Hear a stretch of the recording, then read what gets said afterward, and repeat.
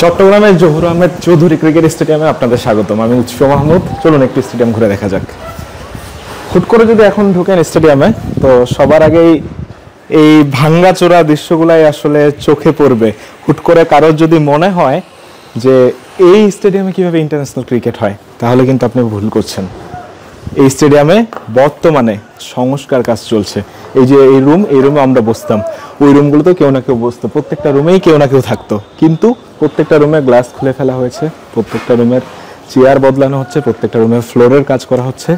বলা যায় Chittagong Zahur Ahmed Chowdhury cricket stadium নতুন রঙে সাজতে যাচ্ছে, এবং এই কাজটা যারা করছে তাদের অবশ্যই একটা ধন্যবাদ প্রাপ্য। ধন্যবাদটা আরেকটু পরে দেবো। চলুন ছাদ থেকে ঘুরে আসা যাক।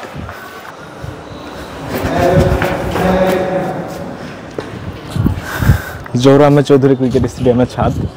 এই ছাদটা আমাদের গণমাধ্যম কর্মী যারা আছি আমরা, আমাদের কাছে বেশ পরিচিত, বেশ প্রিয়, কারণ এখান থেকে আমরা ফুটেজ নেই। এই ছাদে অনেক বাতাস থাকে, খুব ছায়া থাকে, কিন্তু এখন কিন্তু ব্যাপারটা অমন না, কারণ ছাদ নাই, সব কিছু খুলে ফেলা হয়েছে। তবে হ্যাঁ, নতুন ছাদের ব্যবস্থা করা হচ্ছে, নতুন সব কিছুর ব্যবস্থা করা হয়েছে, সেগুলোর কাজ চলছে, অবশ্যই আপনাদের দেখাবো নিচে গিয়ে। বাট এই যে অনেক চেয়ার অচল হয়েছিল, অনেক চেয়ার অকেজো হয়ে গেছিল, অনেক চেয়ার আসলে চলে না, সেই চেয়ারগুলো বদলে ফেলা হচ্ছে, পরিষ্কার করা হচ্ছে, নতুন করে রং করা হচ্ছে। শুধু চেয়ারেই নতুন রং হচ্ছে এমন না, শুধু ছাদ নতুন লাগানো হচ্ছে এমন না, পুরো স্টেডিয়ামই আসলে নতুন করে সাজানো হচ্ছে।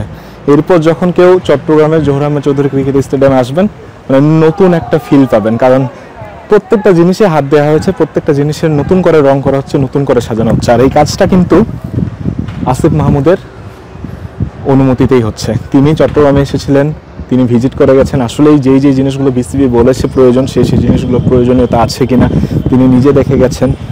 এনএসসিকে বিসিবি জানিয়েছে যে তাদের কি কি প্রয়োজন, এনএসসি সেনাবাহিনীর আন্ডারে পুরো ব্যাপারটা দিয়েছে, এবং সেনাবাহিনীর তত্ত্বাবধানে কিন্তু এই স্টেডিয়ামে কাজ চলছে। নিচে যাব, নিচেও অনেক কিছু চলছে, অনেক কিছু মেরামত একটু দেখাবো আপনাদের। চলুন।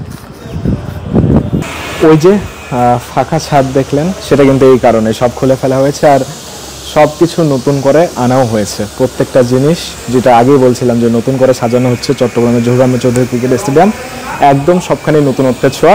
এমনকি আমি যদি এসিগুলোও দেখাই, শুধু এই দুটো এসি যে খোলা হয়েছে এমন না, পুরো স্টেডিয়ামে অনেক জায়গায় অনেক এসি খোলা হয়েছে, নতুন এসি লাগানোর কাজও চলছে।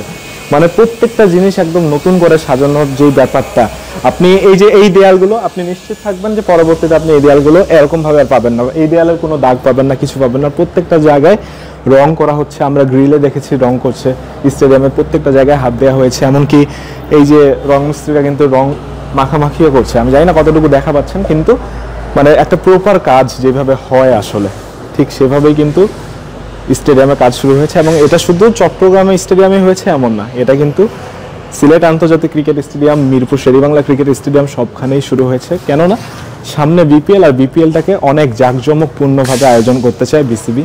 আর বিসিবি আগের সব নোংরাগুলো দূরে ফেলে দিয়ে নতুন করেই বিপিএলটা অর্গানাইজ করুক, নতুন করে হোক বিপিএলের শুরু, নতুন একটা ভাইব মানুষ পাক, এবং এবারের বিপিএলটা আসলেই অন্য সব বিপিএলকে ছাড়িয়ে যাক, এটাই প্রত্যাশা।